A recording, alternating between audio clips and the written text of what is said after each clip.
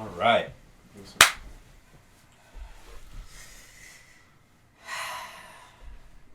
Hello, and welcome to the Packcast. I'm your host, Jacob Wade.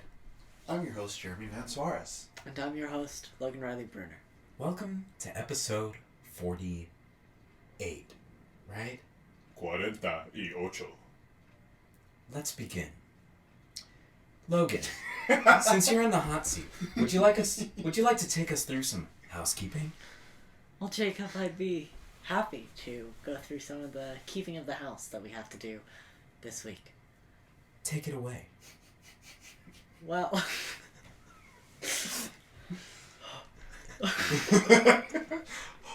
Yo, buddy, keep it together. Yes, we've become an ASMR podcast. We're gonna do a little bit of housekeeping now.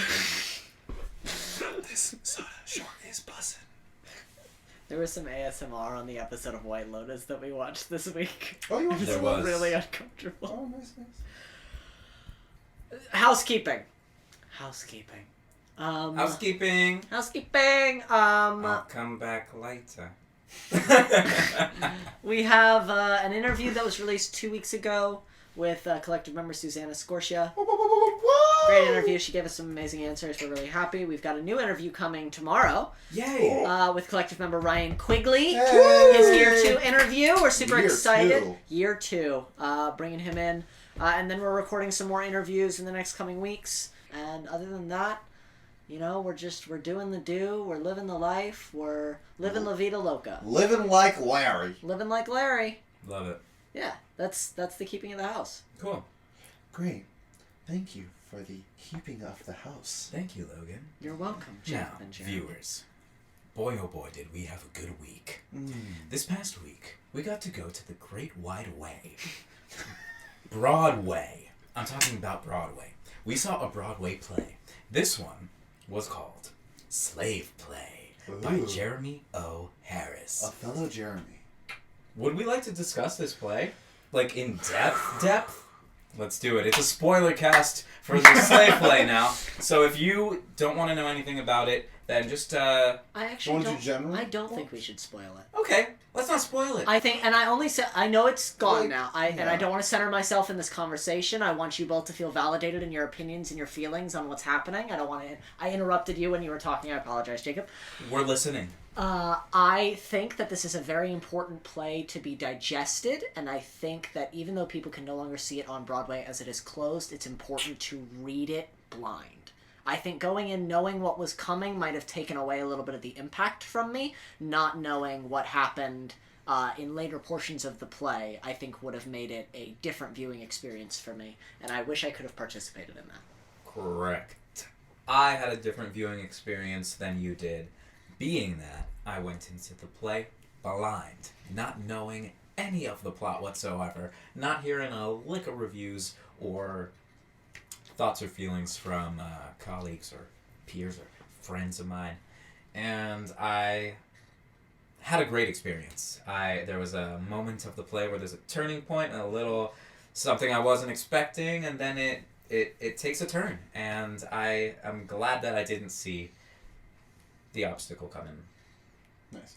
I knew some of the plot, not all of it, but you know, I knew like the vague like through line, but I didn't know the details, and that's really what got me. You know, there was a point where it's just I couldn't like take my eyes off the stage. I was in awe of the transformation that these actors go through every single night. Like I was seeing like a reflection of reality on stage. Like it was frightening and beautiful and just like really great overall. Absolutely. Yeah. Great performances from the cast. Oh my gosh, yes. Extremely talented cast. They work together extremely well.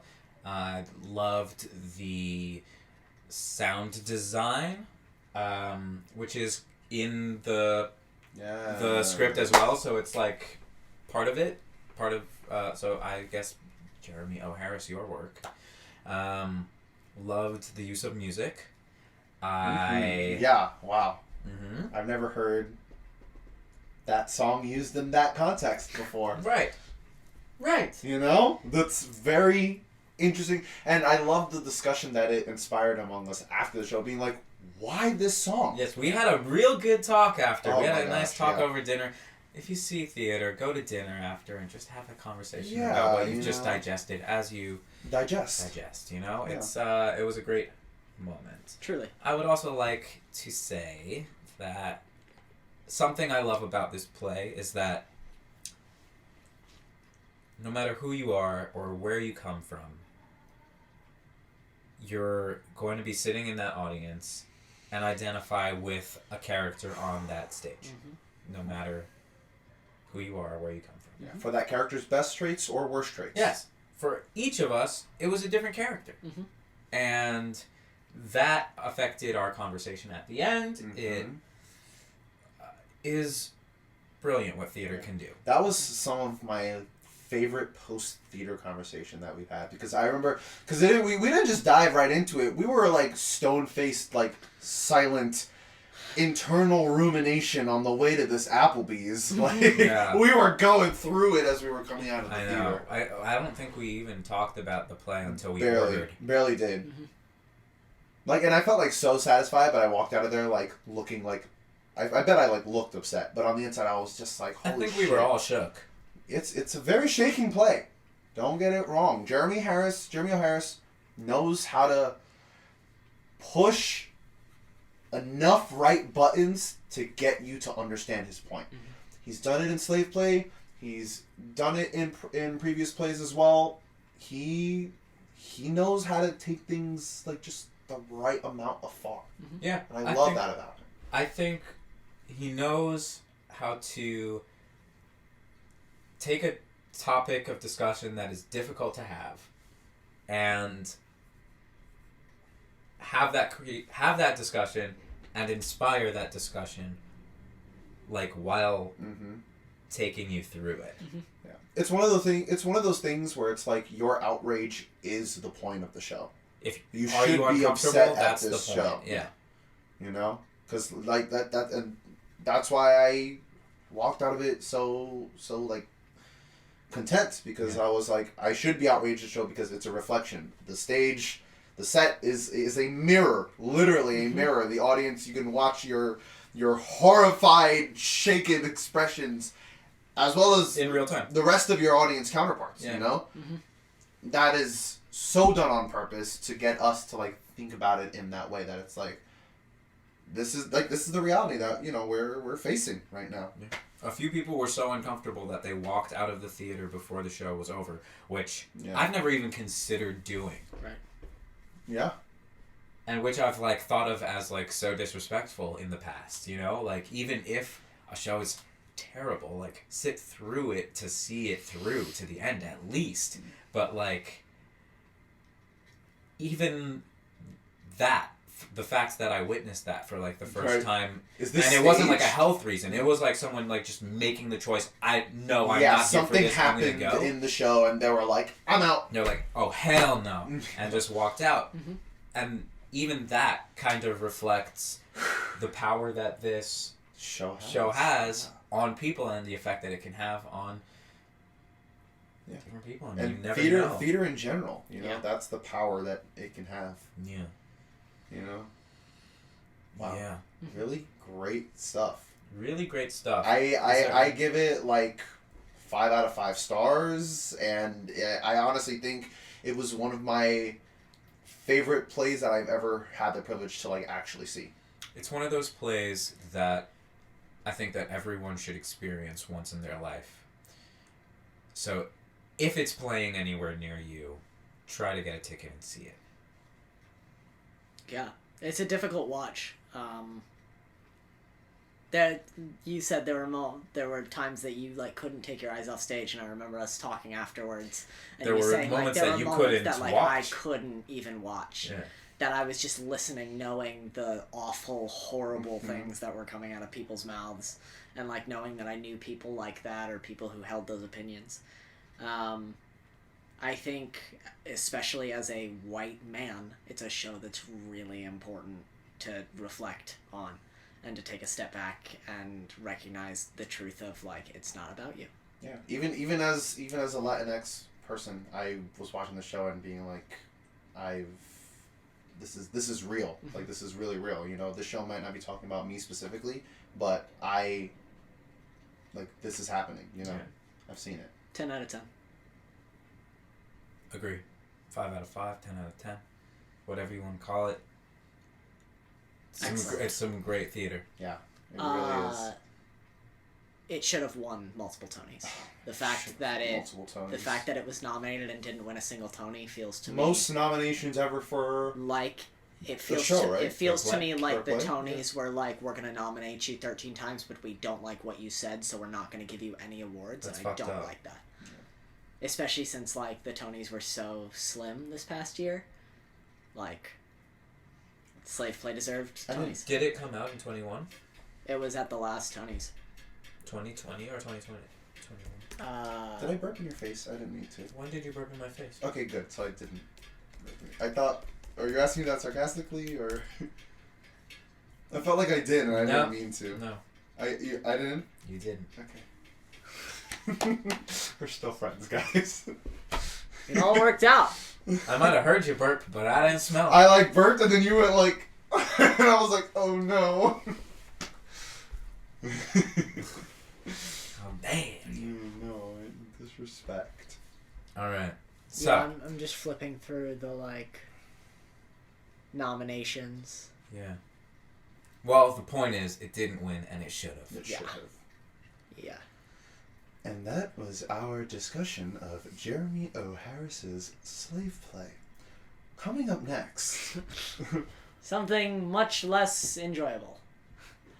Whoa! Or maybe it'll eventually end up being good. I'm not optimistic about this next piece of news. I have no idea what to expect of this next piece of news. Well, let's find out what that piece of news is, shall we? Take it away. Microsoft, creators of the Xbox, to acquire Activision-Blizzard for $68.7 billion. That's not a real number. It is, apparently. That's like Succession type deals. 100 Like, could you imagine dollars. signing that and then like having to watch the company account and being like, "Yep, we got the 68 billion." Activision is probably most known for Call of Duty. Yep. The first-person shooter franchise that has taken the world by storm and has come out year after year after year, capitalizing on that sweet, sweet money. Right. It's also Activision-Blizzard, so that includes World of Warcraft, one of the biggest MMORPGs ever to be released. Mm-hmm. It includes Diablo, legendary franchise, Overwatch, Candy Crush, I because didn't know. Activision-Blizzard owns King, StarCraft, and a lot more. Treyarch Studios, Raven Studios, High Moon Studios. Literally, they only made Call of Duty. All the three Call of of these for the Duty last few folks. years. Beanox, who made like the Transformers games, like all those types. Sledgehammer games, Call of Duty Infinity War, Call of Duty Demonware, no clue. Toys for Bob. Toys for Bob. I love Toys for Bob. Yeah. This is a really interesting acquisition. I'll say my bias. I have a PS5 and I absolutely love it. I had a PS4 and I absolutely love it. I like my PlayStation, so my opinions may sway. If I was an Xbox owner, however, I would be so freaking excited right now. This is a crazy acquisition. Like, this isn't like a tiny little studio. This is an already multi-million, billion-dollar studio that has made some of the largest, most profitable video games of all time. Yeah. Now, Jeremy. Yeah.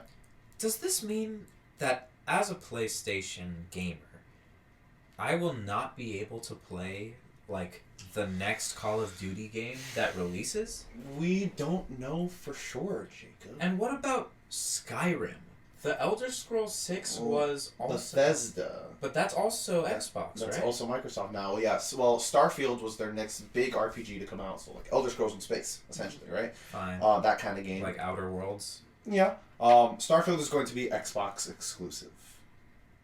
I'm guessing Which means Elder that... Scrolls 6 is going to be Xbox exclusive. Wow. This deal isn't supposed to finalize until 2023, so We'll see. we potentially still have one more year of Call of Duty on the PlayStation. I don't think they're gonna take Call of Duty off multi-platform. I think it would lose the company more money than it would make Xbox. Like, I think the individual company of Activision, Infinity Ward, Sledgehammer, whichever company is doing it, would lose more profit by having it be an Xbox exclusive than by doing the multi-platform. I think they bought it because it's a good acquisition to have, and being able to sell games to PlayStation is always enjoyable. They could, though. They could. Make it exclusive. Because people will buy a console just for that one game. That's kind of the big allure by Nintendo. People would buy a PlayStation just for God of War. I don't think people would buy an Xbox just for Call of Duty anymore.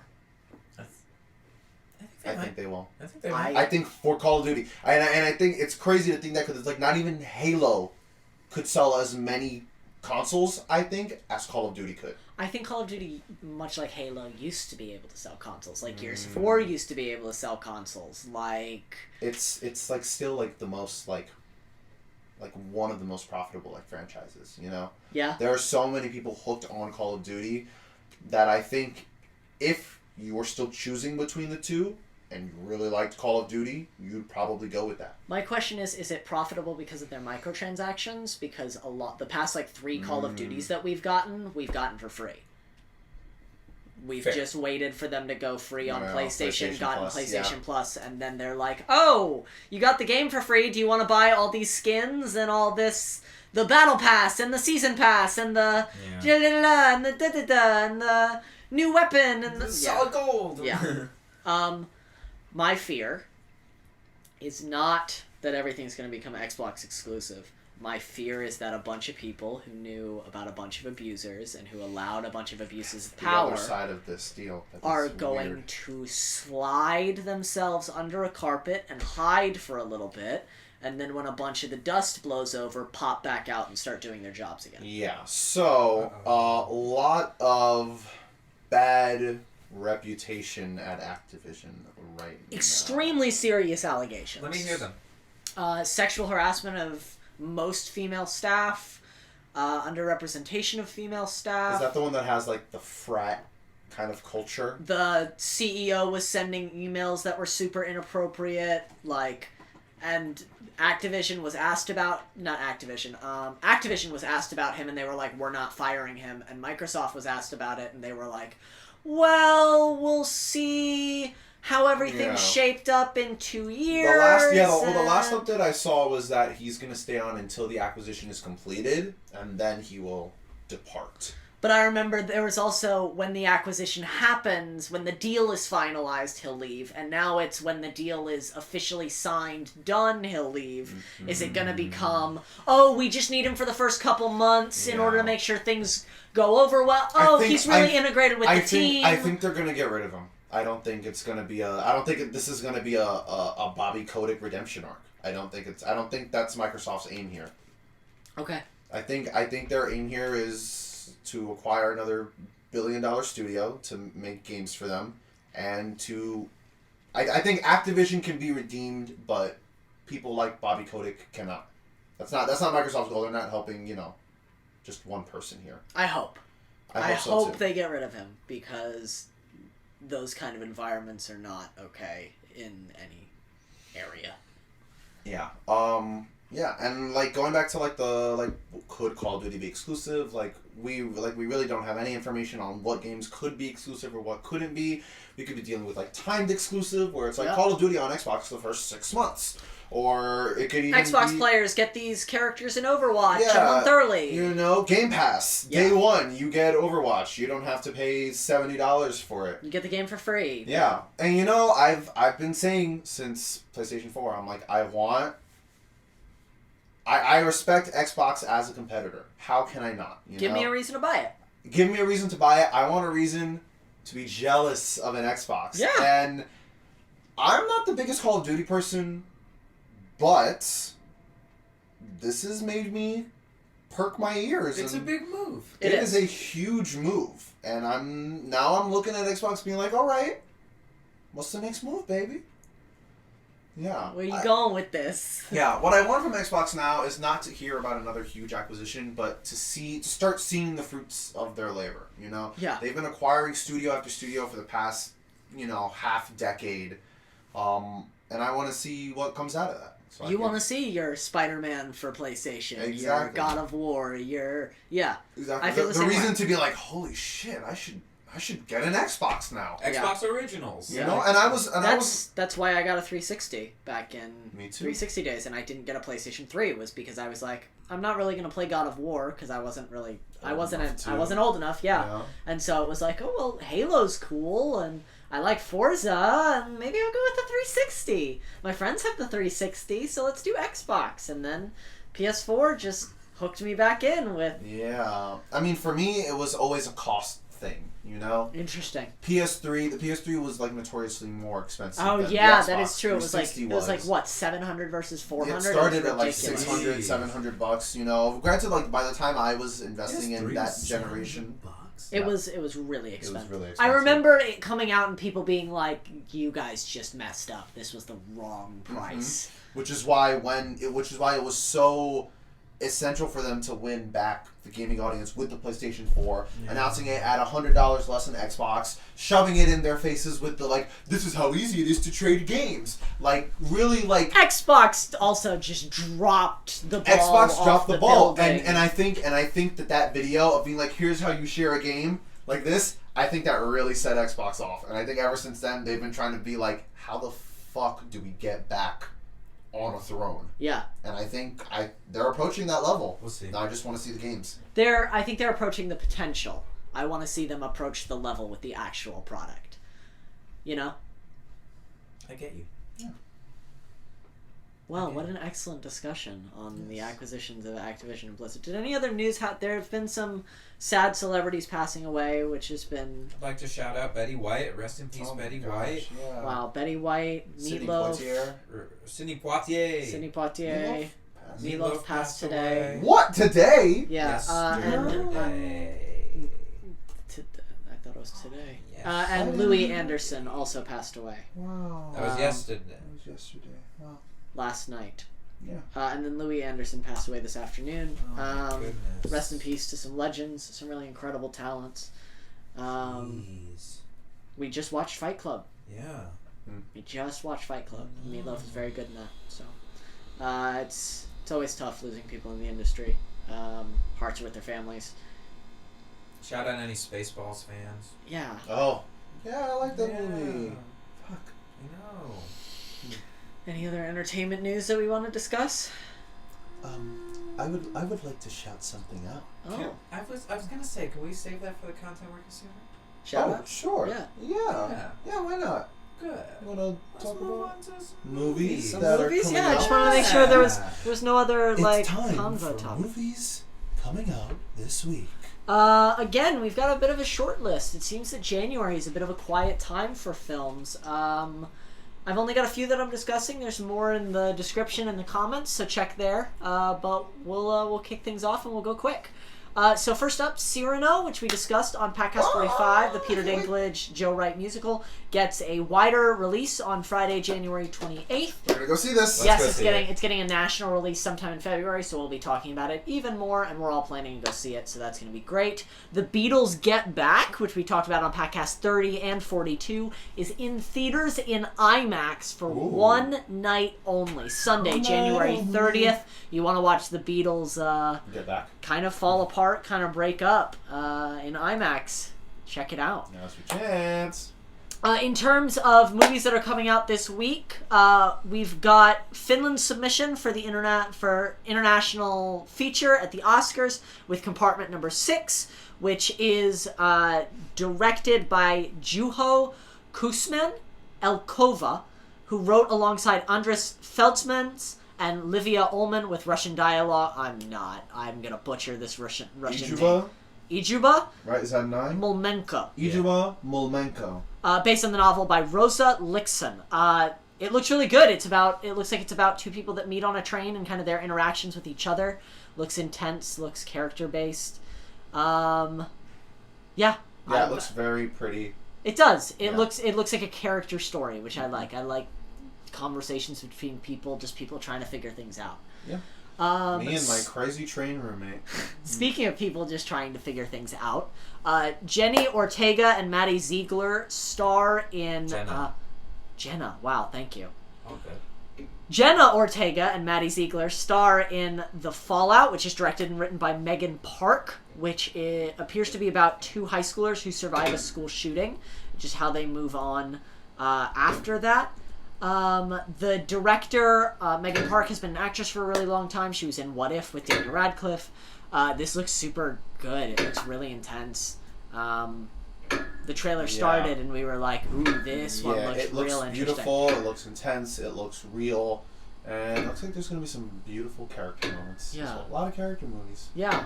And something that I loved was that at the beginning of the trailer, they had a little warning for dealing with trauma. That it was like, this movie deals with discussions of trauma, viewer discretion advised. Love that. Think it's super great. I miss the days when trailers would open with, like, they do it in movie theaters still, kind of, but, like, I miss the days when it would open with, like, this movie has been approved for all audiences, rated, whatever. All movie trailers do that when they show in the Not on theaters. In the theaters, not on YouTube. No, That's what I'm saying. It's like, never gonna the be- place I watch trailers is YouTube. I wish there was just like a quick, even if it was like 1 second, just so I can pause it and read it, or just keep people safe. Yeah. Just make sure that people are aware of the things that they're watching. It's important. So want to shout out Fallout for that. Next up, we have an Adrian Brody written and The starring Trash movie. Man. Clean, which appears to be Adrian Brody doing the John Wick thing. There have been quite a few of those. This one looks pretty cool. Yeah. A garbage like man Adrian named Clean Brody. attempts to clear up his life. That's his name? His name was Clean? That's what the description of the movie says. Yeah. Directed by Paul Solet. This looks really good. It looks like an action film, and I'm always here for some good action. Yeah, I've been watching, I'm watching Succession, and Adrian Brody has a guest star, so now I'm just like, and then this trailer pops up, so I'm like, I see you, Adrian. I see you, Adrian. You great actor, you. Doing your acting. Yeah. Two more. From director Michael Franco, who is a Mexican director and writer, we have Sundown, which is about a wealthy family on vacation with a little bit of chaos that breaks out. It's starring Tim Roth. Yeah, I was getting a lot of divorced vibes. Yeah, but it seems like the divorce might be a part of the movie. It might be an interesting little divide that's happening. It looks like another intense family drama. Yeah, it looks like really beautiful, and the trailer is like very mysterious. Like I still don't know exactly what's gonna happen. Right.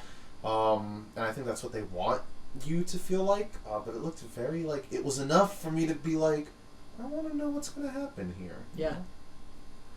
One last film for the week. This is Georgia's submission for the International Award at the Oscar. Yes, the country, not the state. Not like I thought. Brighton Fourth is about a Georgian wrestler who travels to Brooklyn to help his son out of gambling debt. Looks like a character. We're getting so many character films. I'm just saying character over and over. But yeah. Yeah, that's what it is. It looks like a character drama about someone who's fighting for their son. And just it looks really intense. Well done. Excited. It's really cool being able to do this particular segment of the podcast and see what each country is submitting for the Oscars, because we're only going to get 5 when it comes to the Academy Awards. But there's 100+ films that are going to get submitted for this. That's crazy, so we're going to be seeing like every country's submission roll in. We've seen a couple from other countries. We saw Iran's a few weeks ago. So it's going to be really interesting to see just what else pops up against. I think really the front runners right now are A Hero from Iran and the Italian film. Oh my gosh, I can't remember the name of it. But I knew I wanted to see it. I know what you're talking about too. Hand of God. Hand of God. Hand of God. Yeah. I'm like Misconnections. Looks super good. Isn't there also like school lessons? Some I don't know. I'm just naming shit. You're saying words at this point, well, and hoping that they're titles. Yeah, I try to say words. I really hope I succeed. Those are the movies that we're really excited about coming out this week. There's some more movies coming out. You can check all of them out in the description below. Not on Facebook, Twitter, or Google+. Don't check there. There will be recommendations on Instagram, though, so if you want to check out those, they'll have some content we're consuming. Speaking of content we're consuming, y'all, what are you watching? What are you listening to? What you munching on in terms of the arts world? You go first. Okay. You all know my feelings about Dawn FM, right? I really thought you were about to say Dune. Here we go again. But I'm not here to talk about Dawn FM. Well, I wanted to bring We it did up. that a lot last week. I wanted to bring it up because I didn't think there would be another album that would catch my ears as much as Dawn FM did. And yet, in the third week of January, it's only been the first month, there is one. There it is. FKA Twigs has dropped her new mixtape, CAPRISONGS. It is if you've listened to FKA Twigs before, you know that her music is kind of, it's downbeat, it's mellow. Like, sure, those kicks and snares might hit hard, but at the end of the day, it's like sad and like heartbreaky and like breakup music, and like I just want to cry while I like lay in my space pod and smoke my blunt, that's made out of rose petals. Wow. This is a descriptive image. Yes, that's usually FKA Twigs' music. Yeah. But it seems she's taking, much like The Weeknd with Dawn FM, it seems like FKA Twigs is taking the more upbeat path for this. There's Afrobeat, there's trap music, there's UK drill, there's R&B with Daniel Caesar, there's like dance hall music. This is like FKA Twigs at like what sounds like her happiest, and it makes me happy. My favorite tracks, I don't even need to look at the track list. My favorite tracks off the album are Ride the Dragon, Honda, Meta Angel, and Darjeeling. If you've had any interest in FKA Twigs before, and maybe want something different and new from her, or if you're just looking for some hot hits, listen to FKA Twigs' mixtape, CAPRISONGS. Yeah. I don't know what else I'm doing. Oh, I slaughtered my way up to Silver 1 tier in Apex Legends all by myself because my friends are so good at the game that we just can't play anymore. Yeah. What else? I'm still watching Succession. You're not gonna stop on the second to last episode like you did with Queen's Gambit. Are you? No, I'm You not. finished that, didn't you? No! No. They still haven't! You caught up, right? I haven't finished Queen's Gambit.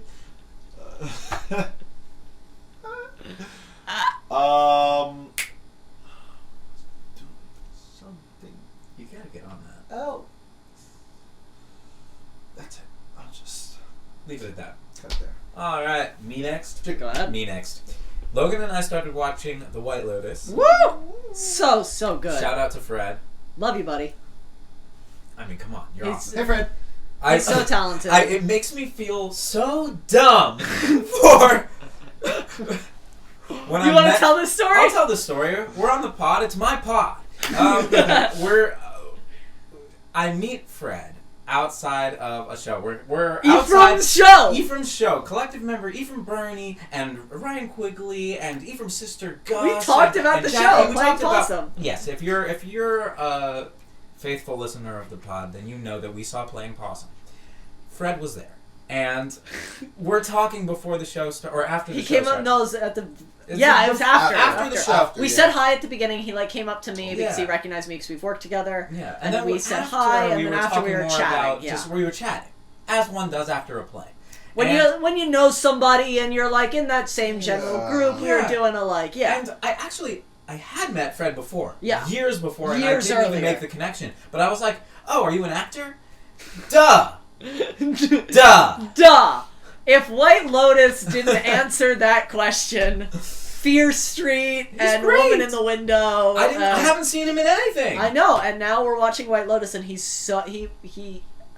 I love so many of the actors on that show. His performance as Quinn is just so like nuanced and natural that it's one of my favorites on the whole show. So I'm just. I definitely want to start watching. Oh, it's so Definitely good, too. I've so heard worth the very watch. interesting things about it. Great show. It's hard to watch, honestly. It's There's fun. a lot of It's sections that some I'm cringe. You can't do cringe. Cringe You is can't do tough. that. Listen, when I see cringe, I embrace it. Yeah, I embrace it when it comes to the arts because I'm like, this is supposed to make me feel bad. And also, I'm like, oh my gosh, thank God I'm not in that room.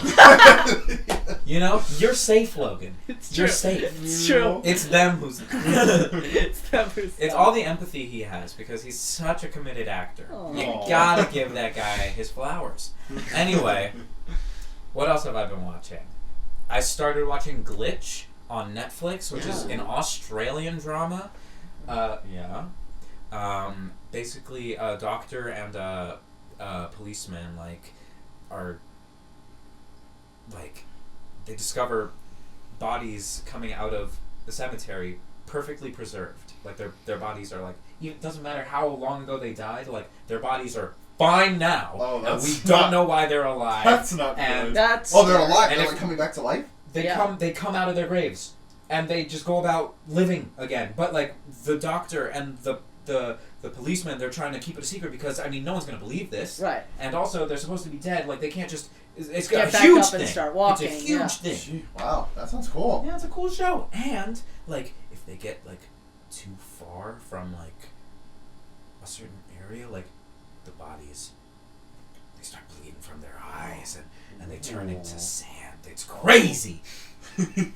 So I've been enjoying that, and Nice. those are the two things that I've been consuming that I would recommend to others. Nice. You might have seen it on my recommendations. Logan. White Lotus, of course, we started watching. I'm very much enjoying it, even though I cringe pretty much every other scene. I've also been watching Station 11, which is excellent. On Super HBO, great. right? HBOMax, yeah, super great television. I need a break from it every now and again. We'll I'm do an sure, episode yeah. every 2 or It's 3 like days. It's a hey, post-apocalyptic show. This It's show is about a random sickness that a started random spreading. flu that spread and killed everybody, and the people don't really work together, and the whole world falls apart. And it's like hashtag too real. hashtag too real. To supplement that, I watched the latest season of Queer Eye Yay! in Texas. It was delightful. There's a new protein shake that You gotta Anthony get on introduced that. that I want to try. Ooh, We were what going is to do it it? together. It's like bananas and pea protein and cinnamon. It sounds delicious. Coffee. I think. Yeah, it's instead of whey, because whey is based in milk, it's plant-based. Oh, protein. Yeah. yeah, cool. Yeah. I was going to try it because I've always had problems with milk, and so I figured a change in the powder would help. The closest companion. No, we're really not. No. I actually have some oat milk in the fridge. I want to try pistachio milk. I've heard it's okay. I've never had it. I've been playing Control and Alan Wake, both excellent games. Good games to Okay, play you together. say it every week. I know, they're good games. He's playing Alright. it every week. All right, What's all right. the deal? I keep my things fresh here on. Well, good for you. Some games take, Time. you know, Hours. 50, 100 hours. Speaking to of beat. Alan Wake, I'm watching Remastered. collective member Michael Jorge is doing some live streaming again. Yay! So, Welcome back to the streaming game. We're very baby. happy. He got his Instagram back, and so he's back to live streaming. Jacob got his Facebook back. We're all back to the social medias that we were kicked out of. Yes. It's really great. Sir. Woo! Yeah, I'll finish it there. We already talked about Apex. That's really the only other game I play. And the only movie we saw this week was Spider-Man. Spider-Man. Saw it for the second time. We're going to be talking about it on Saturday. Did I show you a movie this week? No, I you showed you me Mother Android, Oh, which was so good. We Shout also out watched Matt the and movie. Tomlin. But you can talk about Mother Android. Yeah, talk about- I would let's actually talk like about to it hear. for a second. Real and then quick, talk about it the is a real refreshing take on a story that's really about immigration. And extremely well acted throughout. Yeah. I wasn't a huge fan of all the characters, but that doesn't matter because I feel like I'm not supposed to like all of them. Yeah. And yeah, just a great narrative that Chloe Grace didn't Moretz. get the flowers that it deserves. So if you've got Hulu in America, Or Netflix anywhere that's not America. or Netflix if you're not in America, look up Mother/Android, and you'll find a great movie. I cried on my second watch again. It was just Post-apocalyptic narrative android apocalypse though, not zombie or Yeah, but flu. not like Terminator, not like Sarah Connor Chronicles, not an action movie. No, Much more it's like more like characters. Don't Breathe. Or Yeah. is that what it's called? Yeah. Don't Breathe? Yeah. Or A Quiet Place. Quiet Place or Bird Box, A kind Quiet of Place. that It's like. not called Don't Breathe. It's called A Quiet Place. I mean, there is a movie called Don't Breathe. Okay, but I don't know. That, if it's yeah, that. A Quiet Place, Bird Box, that kind of. Yeah. Yeah. Stay quiet, stay alive. Yes. Yeah. And then we showed my mom for the first time Cloud Atlas. Yes, one of my favorite movies.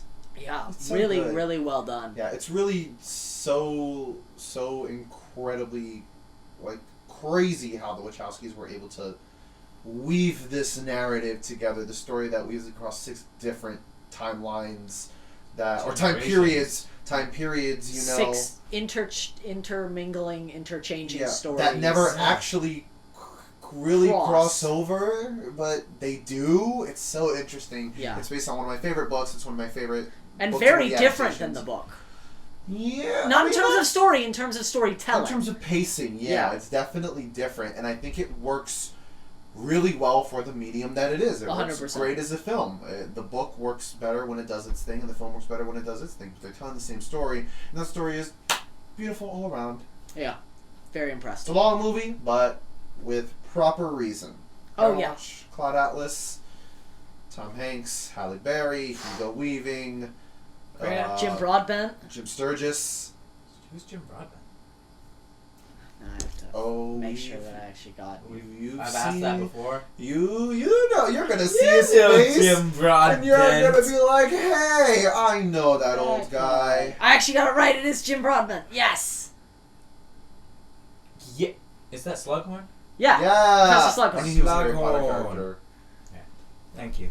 Yeah, that's 2 more recommendations for you: Mother Android and Cloud Atlas. Yeah, 2 final recommendations to end us off this week. We're trying to not go super long. We filmed the spoiler cast earlier today, and But I feel like we talked about a lot though. yeah. And we didn't skimp out on conversation either. We weren't rushing. No, for sure. This has felt like a really Nice. clean, really nice podcast. Yeah. I've enjoyed it. On episode 48, kicking ass. If you guys have any recommendations for anything you want to see, if you have any shout-outs that you want to deliver, put them in the comments below. We'd love to hear from you. We'd love to chat with you. Yeah. I have nothing else. That's what you missed on Glee. Thank you so much for watching. Thanks, Anchor, for the sponsorship. Yes. Thank you for being a part of our little journey here on the Packcast. And, right. As always, I'm Logan Riley Bruner. I'm Jacob Wade. And I'm Jeremy Van Suarez. And we'll see you next week. Bye-bye. Whose phone? It's my mom. I gotta go. Bye, guys.